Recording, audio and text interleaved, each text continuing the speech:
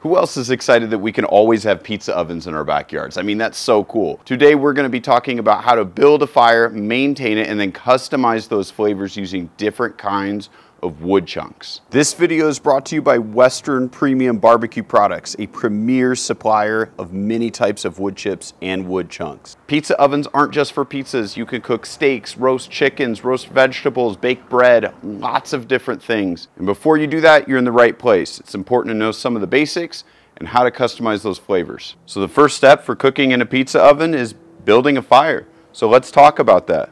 Let me grab my fire starter. And then we've got some wood chunks. It's really easy, it starts from there. Place the fire starter and the wood chunks inside of the firebox. Go ahead and light it and then close the drawer and let it burn for about 10 minutes. This will help to preheat the oven, but also get rid of the dirty smoke from early combustion of fire. I've got a ways to go. So your target temperature totally depends on what you're cooking and also the type of wood that you're cooking with. So no surprise, if you're familiar to barbecue, you've definitely seen post oak. This is a real classic for anything low and slow because post oak burns for a very long time, puts out a very nice neutral flavor of cooking, so it infuses lots of great smoky flavors without overwhelming your pizza. Now another fun one is mesquite. The challenge with mesquite is that it has a very strong flavor, so this would be great if you are cooking meats, not necessarily just pizzas, but if you wanted to use it on pizza, think of a meat pizza. That would be really good to season all of those like smoked sausage and pepperoni with a lot of mesquite. But be warned, use in moderation because it is really strong. All right, next we've got Applewood. So Applewood is great because it's got a nice mild flavor, almost like a sweet flavor, really commonly used in pizza ovens. So this is actually really good because it brings out some really unique flavors and cheeses, obviously great with pizza. Applewood also burns for a really long time, which is really nice because that's exactly what you want when you're cooking in a pizza oven. All right, this is one of my personal favorites, and you can tell because the bag's almost out, but is Hickory. Now Hickory is one of those flavors that reminds everybody of bacon. So if you can imagine smoking or making pizza that tastes like bacon, Hickory is really one of those flavors that you should be using. Apple and Hickory is probably my favorite combo when it comes to pizza ovens.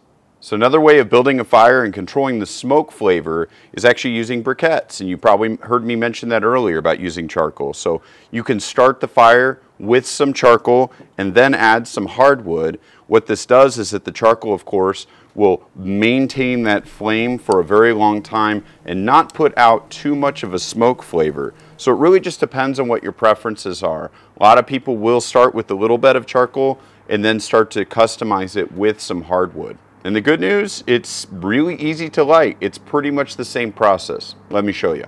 Just like lighting the wood chunks, use a fire starter, place it on the charcoal, and then go ahead and start adding in the hardwood combinations that you would use. Make sure that you close that door and then let it preheat. All right, let's check. Woo!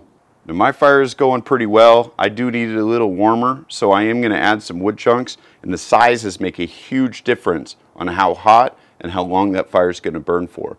The great thing is that Western, in every bag, you get inconsistent pieces. That's right, that's a good thing because your cooks are not always consistent. Sometimes you need hotter, longer cooks, and sometimes you need shorter cooks. So these nice small pieces are great when you want to mix some of the different types of wood chunks in so that you could customize flavors, such as hickory and apple, which is what I've gotten here. Now I'm gonna go ahead and drop this small piece in because I want it to keep going for a little bit. And once you do that, you can just go ahead and close the cabinet, let it do its thing. The best way for you to learn is just to get outside and cook. You're not gonna know what flavors or temperatures or combinations there are until you get some of these bags of wood chunks and experiment for yourself. So grab your favorite bag, grab your cast iron, your pizza dough, whatever it is, and start cooking. If you've got a secret combination we need to know about, tell me in the comments below. I'd love to know and share that. Check out some of the other videos that we've got that talk about wood flavors and pairings. It's really helpful, especially when you're cooking in a pizza oven. I gotta go, it's pizza time. Cheers.